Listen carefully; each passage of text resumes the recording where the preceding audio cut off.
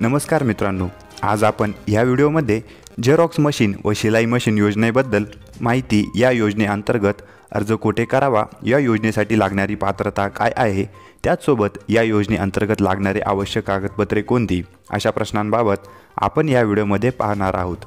त्यासाठी व्हिडिओ शेवटपर्यंत पहा।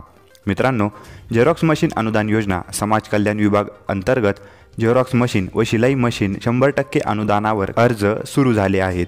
या योजनेसाठी अर्ज करण्यासाठी पात्र उमेदवारांनी 31 मार्च 2024 या दिनांकापर्यंत अर्ज करण्याचे आवाहन शासनाच्या वतीने करण्यात आलेले आहे। या योजनेअंतर्गत जर आपल्याला झेरॉक्स मशीन व शिलाई मशीन 100% अनुदानावर पाहिजे असेल, ते आपल्यावरील दिलेल्या दिनांका अगोदर अर्ज करणे आवश्यक आहे।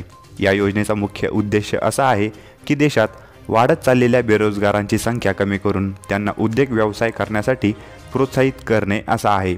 याकरिता जिल्हा परिषद योजना 2024 अंतर्गत पात्र लाभार्थ्यांना 100% अनुदानावर झेरॉक्स मशीन व शिलाई मशीन देण्यात येत आहे, जेणेकरून राज्यातील सुशिक्षित बेरोजगार तरुण स्वतःचा उद्योग व्यवसाय सुरू करू शकतील व स्वतःच्या पायावर उभे राहू शकतील।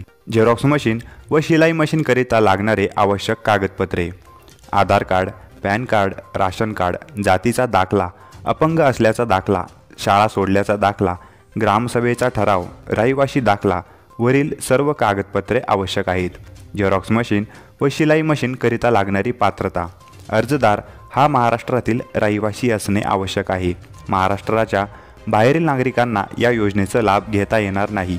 या योजनेअंतर्गत केवळ मागासवर्गीय व दिव्यांग उमेदवारच अर्ज करण्यास पात्र असतील। इतर प्रवर्गातील नागरिक या योजनेअंतर्गत अर्ज करण्यास पात्र नसतील।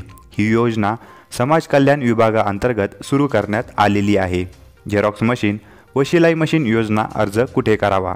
या योजनेअंतर्गत अर्ज करण्यासाठी तुम्हाला समाज कल्याण विभागामध्ये जाऊन अर्ज करावा लागणार आहे।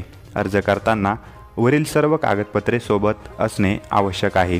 अर्ज करण्याची अंतिम तारीख 31 मार्च 2024 आहे। या तारखेच्या नंतर अर्ज केल्यास ग्राह्य धरले जाणार नाही।